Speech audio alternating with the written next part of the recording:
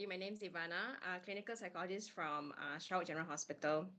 Since I'm the last speaker today, I'm not going to make it very technical, but more of towards the end of today's session. I tried to make it short. It's been a long day for you guys, and I think you guys want to go home, relax and all these things. So I'll be teaching you some relaxation methods that Dr. Mervin may have mentioned earlier on in his slides.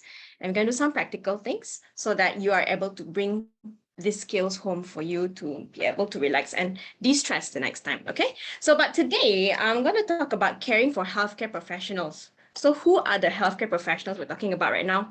Are you guys? Okay, so March 2020, the COVID-19 outbreak started. Everybody was panicking. So many things happening. Everybody was like, what's really going on? Am I going to be safe? Anxiety soared. At the same time as healthcare professionals, even our workloads may have changed in a way. Statistics have shown that a lot of callers to befrienders experience anxiety because of all this getting fired, losing their jobs, risk of getting infected, feeling worse over mental health issues. The pandemic has definitely affected our mental health, and us as healthcare workers who actually are in this service department, we are servicing other people, giving service to the community. We are even more stressed, and hence this would actually lead to burnout. Okay, and there are a few papers that has been released that talked about actually, hey, because of COVID-19, healthcare workers actually went through a lot of stress and burnout, even pharmacists as well. Now, today I'm just going to focus more about burnout. What are the signs and symptoms? How can we tackle burnout? Okay, so I think burnout is not a new thing for us. We have workloads every day. We have task lists of things to do every day, and at the same time pressures from the environment. So burnout is not a new thing, especially in our professions. And it's actually a form of exhaustion caused by constantly feeling pressured with ongoing and unmanaged work-related issues. And it's actually a result of excessive and prolonged emotional, physical, and mental stress. Okay, so this is how people get burnout. It doesn't come like that, it actually takes time. And even some people, they don't even know that they're burnout. Burnout is usually related to one's job. It happens when you're overwhelmed and drained and unable to keep up with life's continuing demands. Now, when you experience burnout, it actually keeps you from being productive. And a lot of times when people always say, oh, I'm very demotivated lah. I don't feel like doing my work at all. And then getting up from bed in the morning, so dreadful lah. I have so many things to do. That could also be a sign of burnout. That could also be a sign of depression. However, now prolonged stress leads to burnout. Prolonged burnout and stress can lead to mental health issues like anxiety and depression. Okay, so we are in the middle here for burnout. If you are able to tackle this, we can prevent ourselves from getting anxiety and depression. Okay, so burnout, it reduces your energy, making you feel hopeless, cynical, and resentful. If you identify this, then please know that you should basically take care of yourself if you experience all this, in which I will touch on it later. And the effects of burnout can actually hurt your home, work, and social life. When I say this is because your role, everyone have different roles in their life. It could be a role as a pharmacist, a daughter, a wife, girlfriend, boyfriend, husband, brother, sister, son, daughter. And if you are feeling burnout, these roles are also affected. So this is what it means lah. Yeah, long-term burnout can also make you more vulnerable to poor immune system. So when you're burnout, you can get sick easily, body aches and all this. So major reasons of burnout are these: unmanageable workloads, unfair treatment at work, confusing work responsibilities. I've gotten, and I've actually heard some people who experience burnout is because they, this is my work responsibility. But because this person doesn't know how to do the work, then I have to do the work for this person. And then when I do this work for this person, then I'm confused with my responsibilities. This can also lead to burnout because you're not doing the things that you're supposed to do, and then you are more overloaded. Education or support from co-workers or boss also can lead to burnout. It's very important to have an environment where people around you are supportive. Some have it good, but some people may have experienced an environment where it's not supportive, and this can lead to burnout even more faster. Immense deadline pressure and longer working hours, less rest. You must have rest. If you don't have enough sleep as well, there are chances that you get burnout really, really fast. Okay, so there are 3 types of burnout. Okay, so if you identify with this, then you'll know what to do after this, yeah? The first one is overload burnout. It happens when you work too hard, becoming frantic in your pursuit of success. A lot of times people who are like perfectionists, they must finish their work, you know, they have a certain expectation and guidelines in their head about do their work and how things should turn out, and they work so hard to achieve it. This one can lead to overload burnout. And these people usually are willing to risk other areas of their lives just to achieve that certain target. And in the long run, they lose themselves. And yeah. And then under challenge burnout, it happens when you feel underappreciated and bored in your job. So I've got an example for this. Say, for example, you know, we are in like government setting. At times we have to move places, right? So, for example, I have been working in Limbang, and then I am transferred to Kuching. In Limbang, I was very proactive.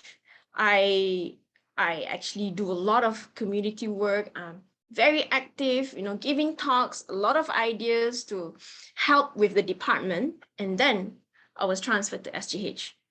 And then I realized, hey, you know what? The environment is not as nourishing as Limbang. This is just an example, yeah. I was never posted to Limbang. This is my example. So in SGH, for example, I'm like, oh, my colleagues are not that supportive, and I don't grow as much as I do in Limbang. My boss is not so supportive of my proactiveness, and I get threatened for being too proactive. So this makes me feel like I'm underappreciated, and I'll get so bored with my job because I'm the type of person who wants to grow and learn new things. So these kind of people can experience under challenge burnout. Okay. And the third one is neglect burnout. It happens when you feel helpless at work. And this is related to your beliefs that you are incompetent or you're unable to keep up your responsibilities. So sometimes some people, when they're so when they are having difficulties at work, they don't effectively communicate with their colleagues to say that, hey, I'm actually experiencing this difficulty, blah, blah, blah. Sometimes when you have difficulty in communication, this can also lead to burnout because it will pressurize you even more. And you feel helpless, like, oh, what am I going to do now? And when you cannot handle your work anymore, that's when your mental health is also affected. Okay, so there are 3 types of burnout, and as such. And when I look at this, I think I fit overload burnout.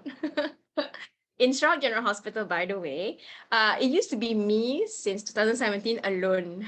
And then after that, there's one more clinical psychologist. In Sarawak, it's very rare actually. Throughout the whole Sarawak, I advertisement for a while, yeah. Throughout the whole of Sarawak, we only have Miri 1, Cebu 1, Sentosa 2, plus 1 from Unimas, and then now GH 2. Last time it was just only me. So I experienced overload burnout. It was so bad. Yeah, so if you experience any of this, we will get to that later. Okay, take note of these common symptoms of burnout. Okay, even if you don't feel it now, even if you experience it next time round, at least you know what to do. Okay. So the common ones are feeling tired, both emotionally and physically, reduced feelings of sympathy or empathy. You feel numb. You feel numb, really.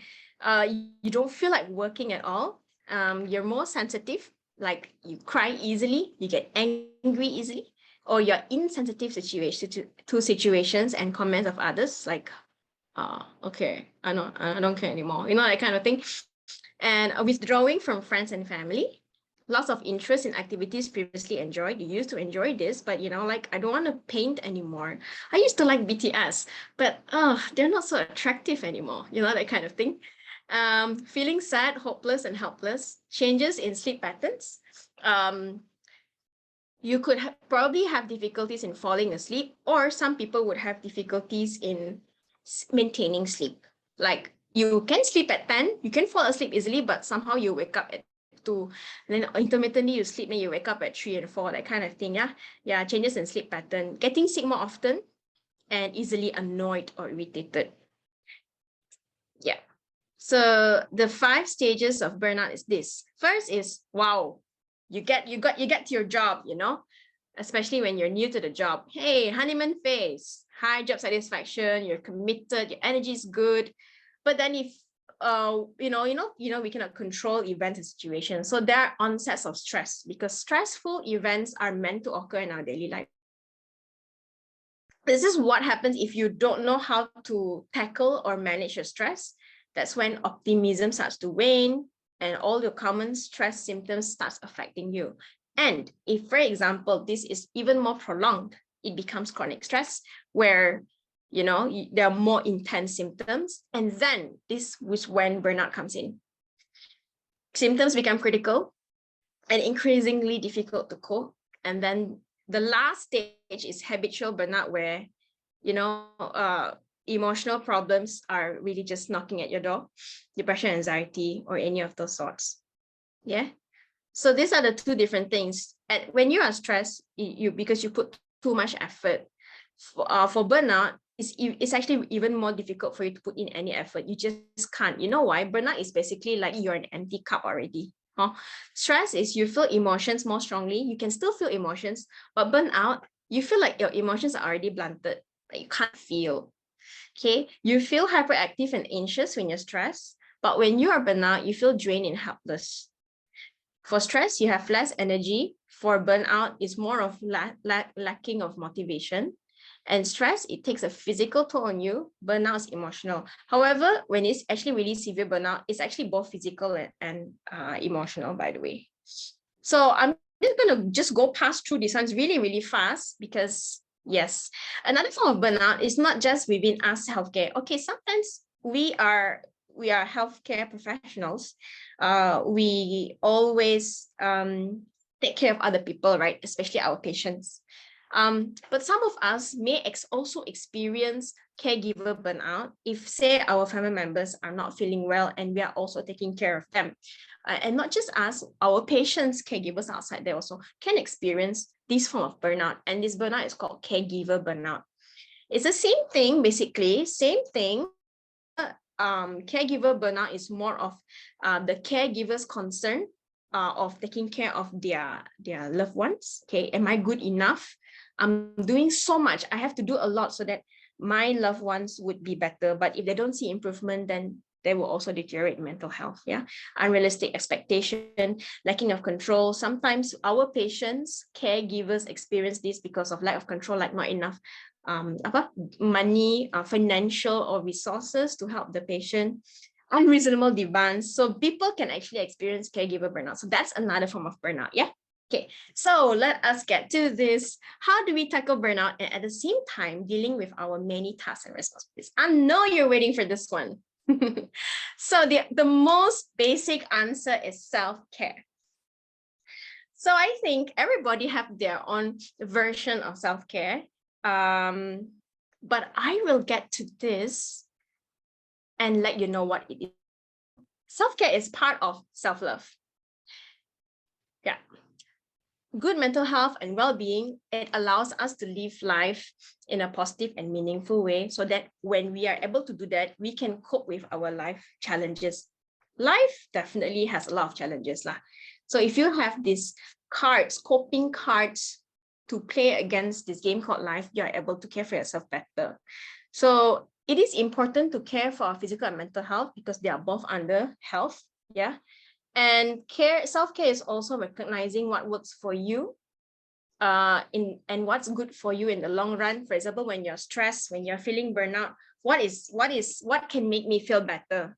What is healthy for me? And how can I perform at my most optimum level as a daughter, as a son, as a pharmacist, as a psychologist, as a doctor, all the roles that I mentioned about just now.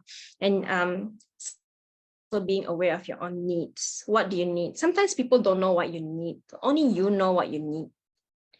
Okay. So we are all this, right? These are us. Okay. So now my cup is empty. What can I do? You can't pour from an empty cup. It takes time to nurture and replenish your body, mind, and soul. So basically, we are like an empty cup. So we are actually full, right? Imagine us full. But we keep pouring out every day to our patients. And if you don't take care of yourself, means replenishing or putting in more water here, you feel really empty. And then you feel like, what's my purpose and all this?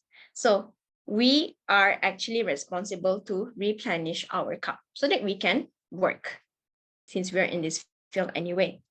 So adopting self-care practices. Come, let us learn about self-care, guys. It is not taught in school, it is university, and most of the time, if we are Rajin, we can go Google it. But it's okay, you have me today, okay? So self-care is not just about feeling good in the moment, okay? It's also about optimizing your health and to be able to function well in the roles you have in your life, as I've mentioned just now. So what can we do? I need you guys to be able to learn this skill because it's a lifetime worth of skills that you can practice, that you can share with your friends and family and your children in the future, because it's definitely needed to face the storms in life. Storms in life is equivalent to stressful situation that you cannot control. Okay. Making time to relax and unwind. Okay. Obviously, today's society, we always praise people who, this person do a lot of job, are very rajin, are very good. You get a lot of validation from working hard. So sometimes it is an automatic thing, like we need to work hard. And when we are in it, we forgot that we are human. We're not robots, that we can keep on, doing work without rest. So constantly pushing yourself and trying to be perfect can be harmful. So I would recommend you to take breaks in between and do not punish yourself or criticize yourself for doing it. Because I've known a lot of people who take breaks for themselves and they criticize themselves for it. Like, yeah, so wasting time lah, I take breaks, No, you're not wasting time. For example, you are driving from Kuching. Okay, I ask you to drive from Kuching all the way to Lawas. What do you do with your car? Do you drive all the way to Lawas? No, you stop by. Sarawak has no R&R.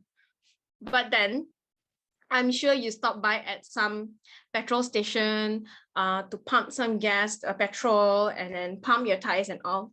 What are you doing to your car? You're making your car work at its most optimum level, right? This car represents you. You need some rest, like how the car needs rest.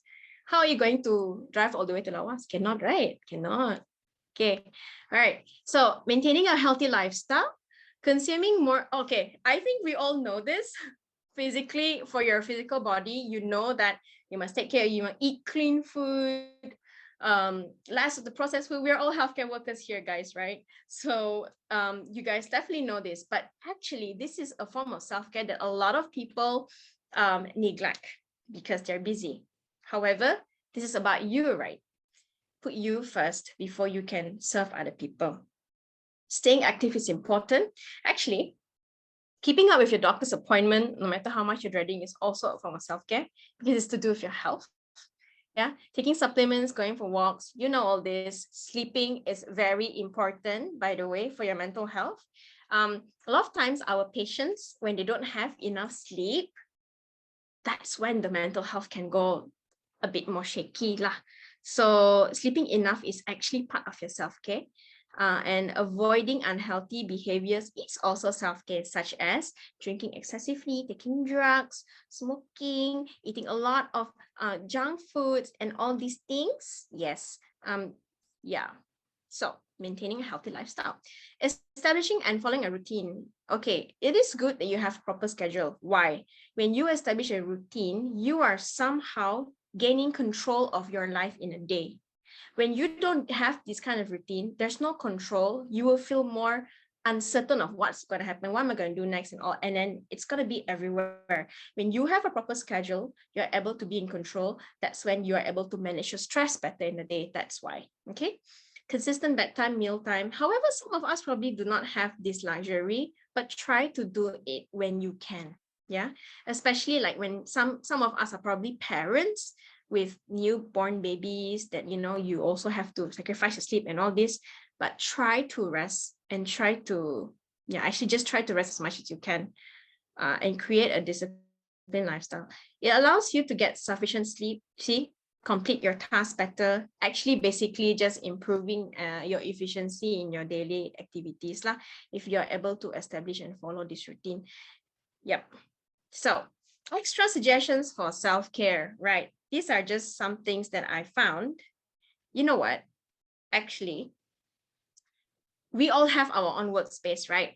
So we have our own workspace, and sometimes our workspace can be a little bit not dirty lah, maybe untidy, Actually, when you spend some time clearing the clutter, that also is a form of self-care, and it also helps us manage our stress because you are more in control of your workstation. So spend 20 minutes clearing clutter is one suggestion of self-care that can actually help you throughout the day. Studies have linked messy environment with stress. Yeah. So to reduce stress, try to make it as neat as you can. Remember this, reduce stress by decluttering. And sometimes, by the way, try snapping a photo of this messy area before and after, before it's like this, and after, at least you have this sense of accomplishment. Okay, so this sense of accomplishment is the one that's going to help you feel better about yourself. Hence, that is self-care. Because you care for yourself, right? Okay, for example, you have someone that you love. You want to care for this person. Okay, you want to care for this person. What would you do? You obviously want them to know that they accomplished something. Oh, you did this. Well, this is your accomplishment. You do it on yourself. You do it onto other people. If you can do it to other people, you can also do it on yourself, correct? But a lot of times we always forget. Yeah. Okay, another one. This is interesting. End your shower with an invigorating blast. Okay, after you scrub yourself with warm water, you switch to cold water for 30 seconds, and you have this burst of energy that actually is your body trying to conserve the heat, and then it actually kicks your circulation gear. And actually, there's a study that says that, there's adapted cold water as a potential treatment for depression. It actually helps you release that antidepressant effect. Yep. Because icy temperature helps release endorphins. Take a lunchtime stroll. Please do this. Actually, going to buy your food also is a form of stroll. So take your time when you do this lunchtime stroll. Research shows that 15 minutes midday walk actually can boost concentration and energy. Because why? See, you've been working in your workspace the whole day. You need a change of environment and scenery at the same time. Pump up your heart a bit to walk to this place or wherever you want to go lah. If you have a garden in your hospital, that would be good. I'm going to hospital Miri, Psychiatry, and they have like a garden outside. Yeah, that would be nice. And this is another way for you to be mindful of the environment while you take your lunchtime stroll. If lunchtime is the only way that you can go out and have a stroll lah. And there are also studies that shows this. Okay. Some other suggestions. Okay. Another form of self-care is all the self-care that I'm suggesting is mostly for your mental health, yeah, to help with if you're experiencing burnout or if you're actually very stressed. This is basically maintaining your mental health.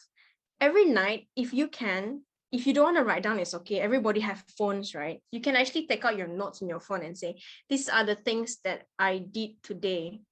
These are the things that I accomplished today, or these are the things that I'm thankful for today. Yeah. So this will help you recognize that things are actually going right in your life rather than focusing on the negative. Because in a day, there are positive and negative things that happen to us. But a lot of times we always amplify or magnify the negative things that happen. When in actual fact, throughout the day, within the 8 hours of work, yes, something bad happened, but other parts of the day, there were actually really good things. So creating a yay list would actually wrap up our day to replenish our minds for tomorrow, to face tomorrow's stress. Acknowledging the efforts of the self in a day is a form of self-care. It helps us to feel good and it helps us build our self-worth. Okay, now another form of self-care is pampering yourself. But you see here, there is a caution sign, right? Pamper yourself moderately. Different types of pampering that you can do, but don't do it excessively.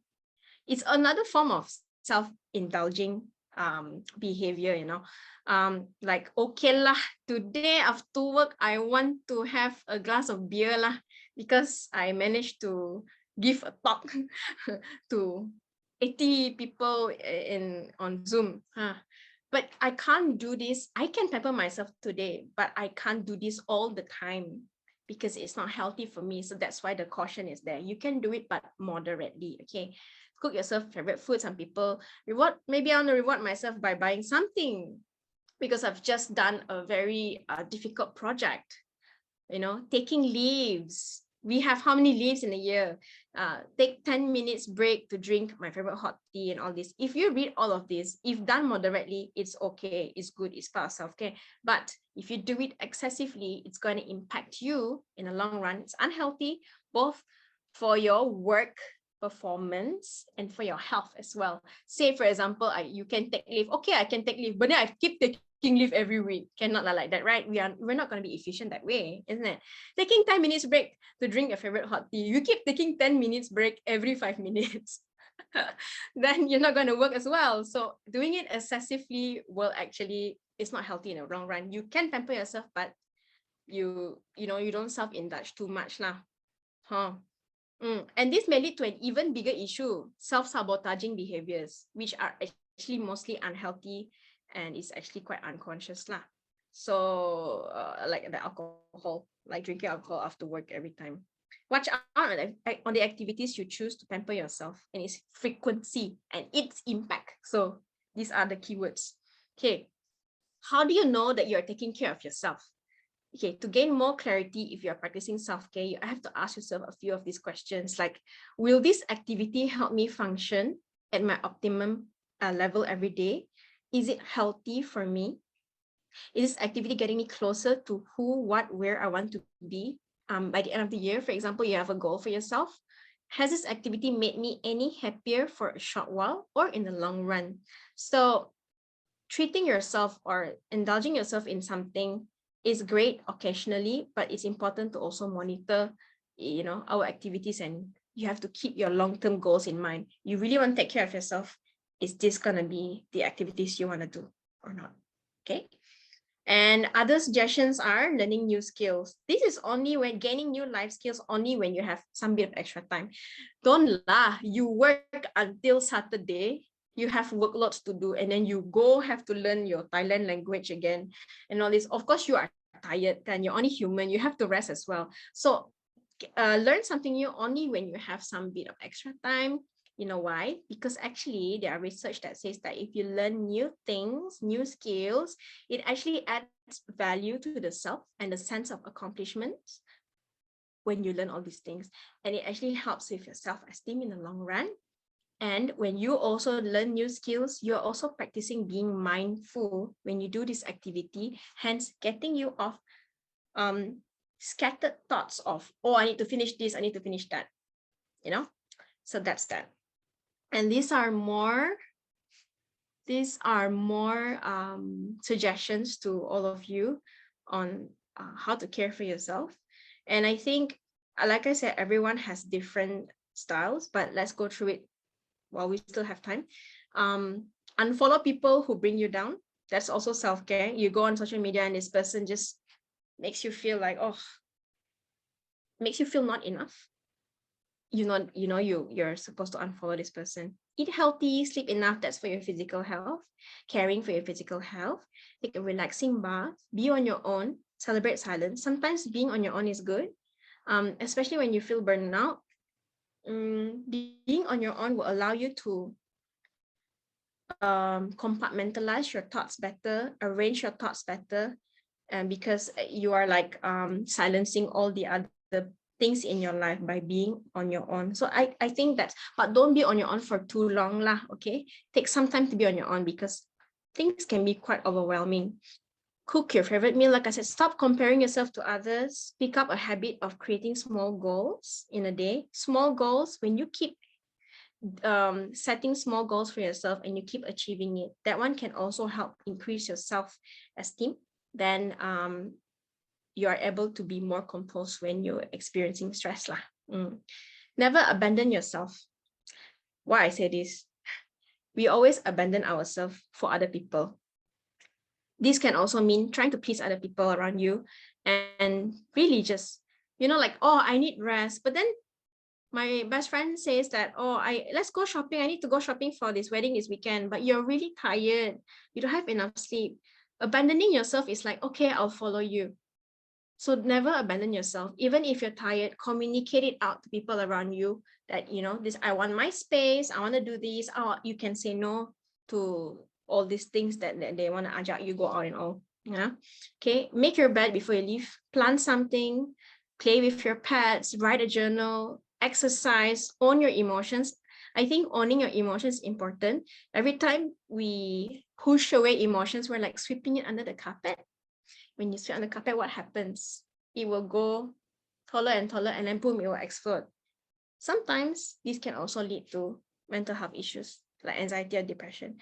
Why I say by owning emotions, like a lot of times when we are happy, we always own it. Oh yeah, I'm happy. But when I'm sad and when I'm angry, I try not to feel it and I try to distract myself. No. When I say feel it means allow yourself to feel sad and acknowledge it. Like, yes, I am sad.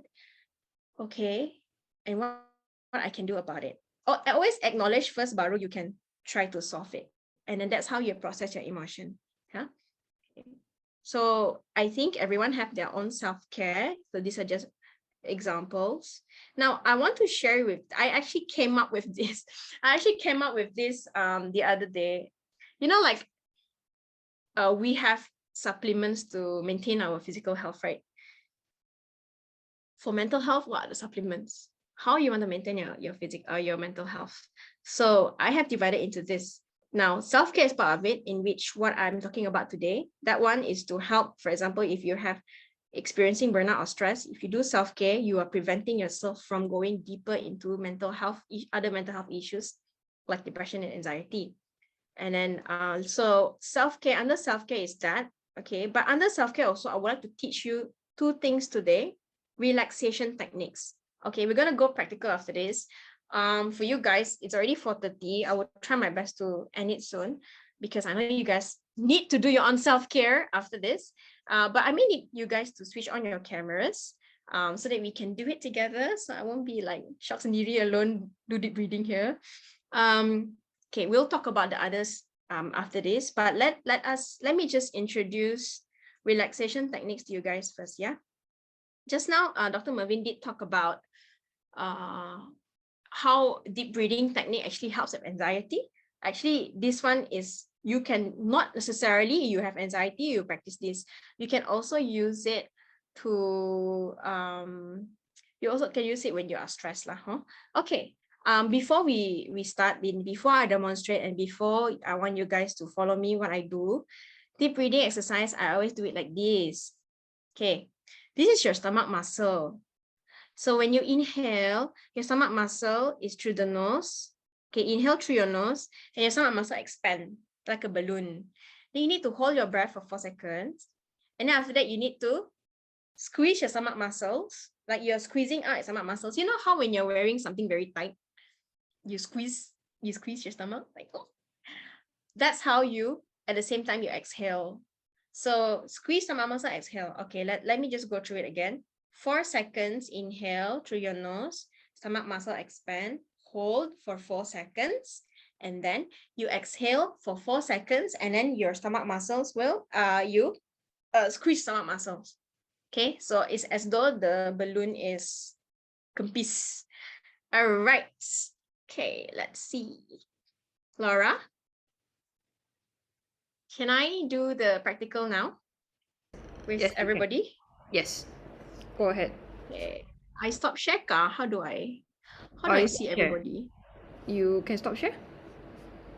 Stop share. Can remember ka, you guys? Think boleh lah. You just can you just lead us verbally? Can. I'll lead you guys lah. Uh-uh. Okay, everybody, let's switch on the camera and just do this with me. Before we go back, this is gonna be one of my last few slides. Why I want you to learn this, because it's very important, especially on days when your stress is a little bit more higher. Because when you do deep breathing technique, you are basically telling your brain to switch off the fight or flight response of your brain. Yeah. So thank you for switching on. Hello, you guys. Looking good with mask. Okay. Still waiting for the rest to switch on. Thank you. Yeah. Right. I think some people are very shy. Don't be shy, guys. Oh, some people Oh, don't we have camera. Okay. Don't worry about you guys that don't have a camera. Don't worry. Okay. All right. Thank you. Now I want you guys to have one hand on your chest and one hand on your stomach. Okay. Why I want to do this is because I want you to notice the difference between for the stomach muscles just now. Okay. So when you breathe in, your stomach muscle expands. When you breathe out, your stomach muscle, you just suck in your stomach. Okay, I think you have to see my bullshit stomach, so it's okay. So it looks like this. Can you see? Okay. So when I breathe in, can see when I breathe in, stomach expands. When I breathe out with my mouth, it's like I'm squeezing my stomach muscles as though I'm bringing it to the spine. Okay. So we're gonna do breathing in for 4 seconds, hold for 4 seconds, and then exhale for 4 seconds. But breathe in is through the nose, breathe out through your mouth. Okay? All right. Okay, let's do it together. Everybody put your hands. Okay. Relax your shoulders. Relax. Now just listen to my instruction, yeah? Okay, take a deep breath. 4 seconds. 1, expand your stomach. 2, 3, 4. Hold your breath. 1, 2, 3, 4. Exhale with your mouth and kempiskan your perut. 1, 2, 3, 4. And breathe normally. Okay? If you know how to do it, we're going to do it one more round. But this time, I want you guys to have your eyes closed and relax. Probably we're going to do 3 cycles, yeah? So that you learn that how to do it. When you do it this is basically 1 cycle. After 1 cycle, you breathe normally. You cannot do it continuously or you will get dizzy. So after you breathe normally, and then you start again by breathing in. So when you listen to my instructions, that at least you remember, and the next time you can do it on your own. Okay, so everybody close your eyes and relax, because we are ending this session with some relaxation because the day has been quite stressful, sitting in front of the camera the whole day, right? We're on a computer. Okay. Now we're going to do deep breathing technique. All right, take a deep breath, 4 seconds. 1, 2, 3, 4. Hold your breath. 1, 2, 3, 4. Exhale with your mouth as much as you can. 1, 2, 3, 4. And breathe normally. Very good. You're going to enter the second cycle. Okay. Later, third cycle, you do on your own. Okay. Second cycle, I'll still count for you. All right, let's start. Take a deep breath. 1, 2, 3, 4. Hold your breath. 2, 3, 4. Exhale as much as you can. 1, 2, 3, 4. And breathe normally. Okay, now the last one is for you to do it on your own. And then when you're done, just uncut your tangan in front of the camera, and then everyone you can do your own timing, yeah? Okay.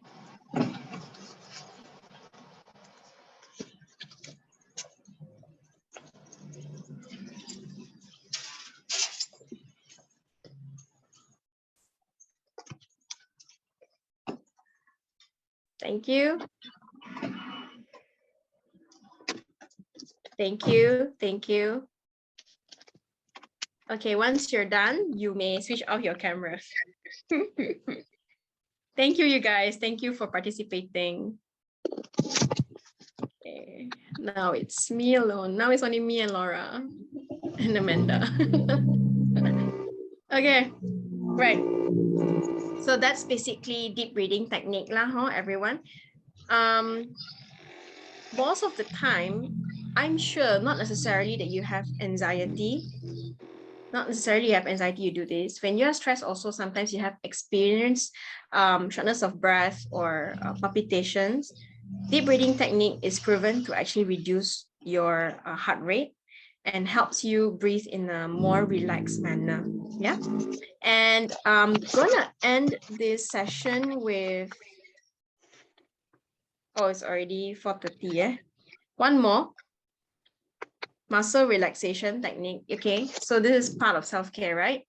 Now, progressive muscle relaxation is basically a form of relaxation where, do you know when you are stressed, you can experience body aches? I'm sure everyone will have experienced body aches.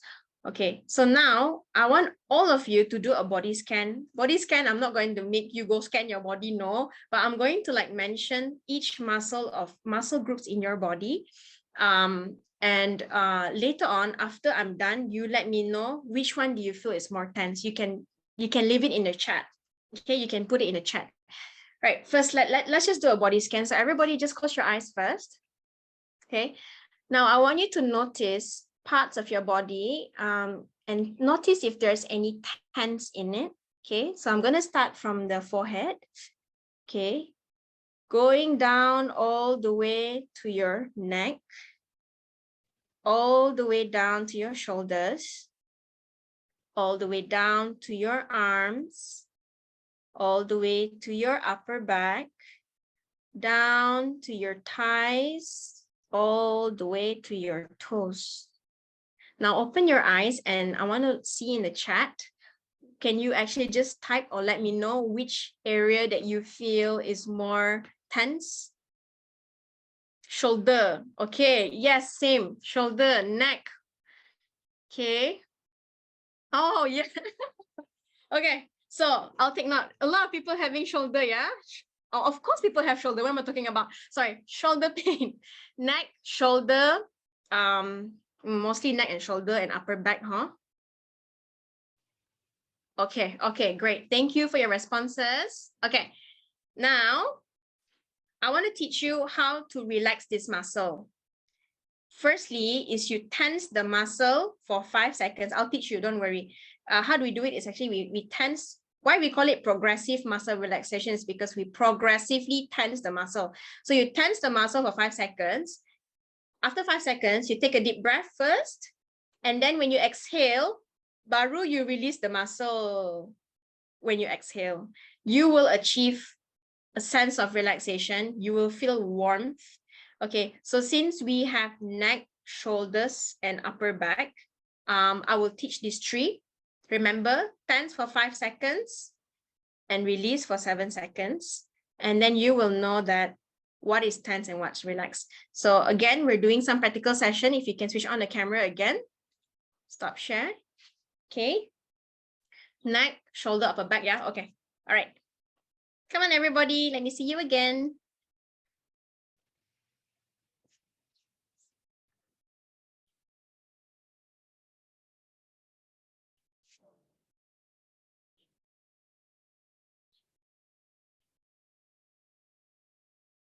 Thank you for switching on your cameras. Thank you.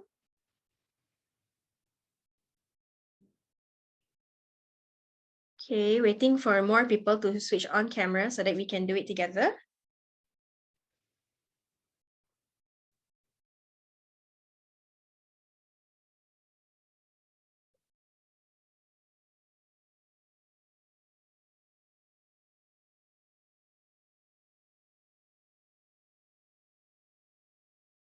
Okay. All right. All right. Okay. For those who have switched on, and if for those who have no camera, you can just do it behind the camera, yeah, behind the screen. Okay, for neck, 5 seconds. So you watch me first, and then second round, you follow me, okay? So neck is basically us looking up to the ceiling for 5 seconds while closing your eyes. And then after 5 seconds, take a deep breath, and then you have to bring your neck forward. So I'll do it for you guys, okay? So basically just look up for 5 seconds and then take a deep breath and exhale and bring your head forward. Release the muscle for 7 seconds. Okay, now everybody look up. Everybody look up. Thank you. 1, 2, close your eyes. 3, 4, 5. Take a deep breath. And exhale with your mouth and release your neck muscle. Slowly look forward. Slowly bring your head forward. 7. Do you feel some warmth? Do you feel anything? Some people would say that they feel warm here. Yeah, I feel the warmth here as well. So that's when you know you have actually brought back some blood circulation to your neck. Okay. That is for the neck. Now I want to watch. Now I want to see everyone doing it on your own. 5 seconds, and then after that 7 seconds. Yeah. Okay. Do it on your own.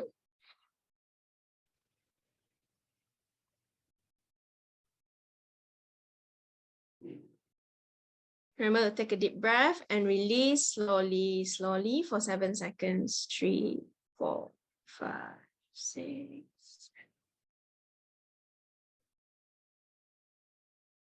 Do you feel some release? Do you feel something? Okay. Okay, good, good. You feel sleepy as well because it's a form of relaxation technique. You know what? You know what's funny? Like every time I do this with my patients in the clinic, and then when we open our eyes, and then the both of us will be sleepy. So yeah, this is what you call relax. Okay. Now, for the shoulder is basically your aim is to bring the shoulder to your ears.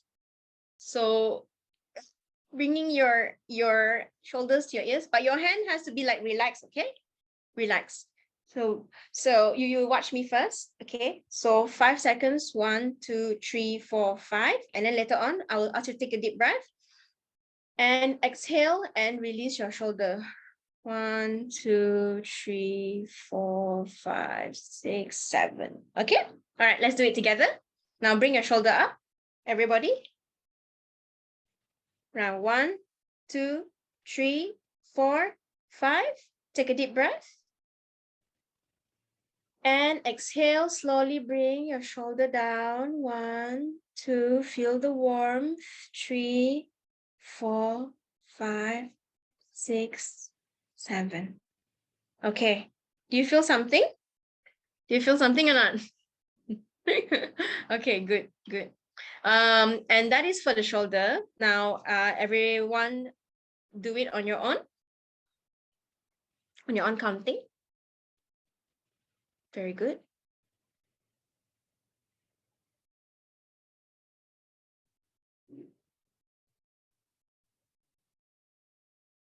Relax.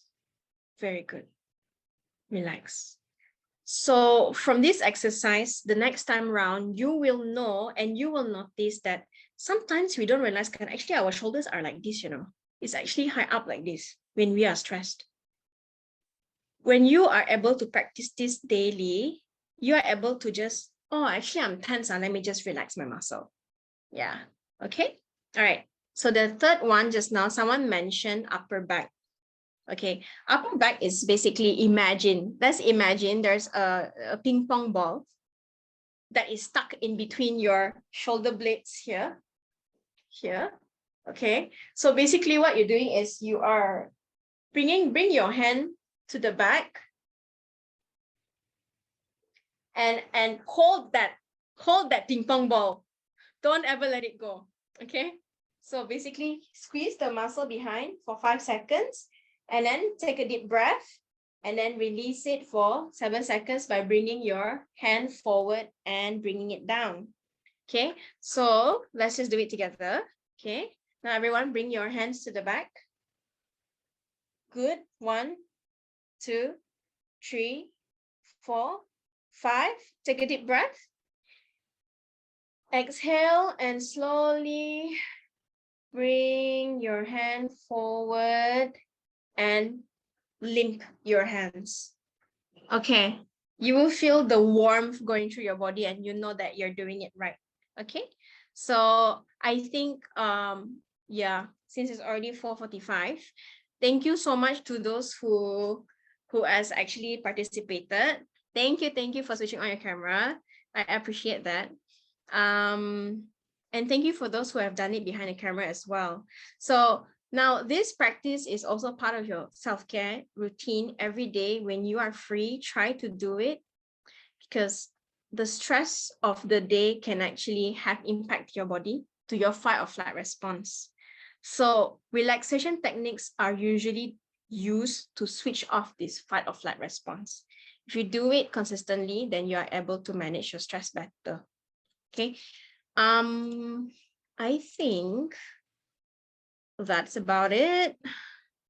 I'm just going to end it with this. Self-care is not only about focusing on activities that help you feel good inside out all the time. It is actually more about asking yourself questions like, why do I feel so exhausted? Being aware of yourself, being aware of your needs. If you need sleep, sleep. If you need to eat, you haven't been eating well, eat. Take care of yourself. We may expect people to take care of us, but a lot of times we know our needs better than other people.